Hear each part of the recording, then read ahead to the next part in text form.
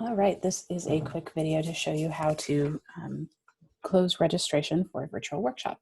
So you're going to log into Marketo and find the workshop in the correct folder. You're going to click on registration landing page, click edit draft, and this will open up the editing ability for that landing page. You'll come over here on the right side under variables. You're going to for Hero 2 visibility, you're going to change that to visible. That's going to add the language that the event is at capacity. You're going to turn off column 2 visibility, so change that to hidden. That's going to remove all the content below the capacity notification. And on Flex 1 visibility, you're going to click there and change that to visible. And you'll see the content has returned, but no form. So you're going to want to just preview just to make sure that that looks okay.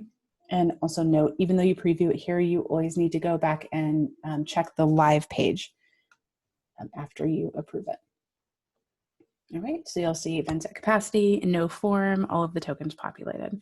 So if this all looks good to you, you can go to preview actions and approve and close. I'm not actually going to do that just because we don't really want to close it right now. But after you are done there, you can go back and then you'll click view approved page after you approve it, and it'll show you the final page. Had I actually clicked approve and close, you would not see the form here. And that's all there is to it.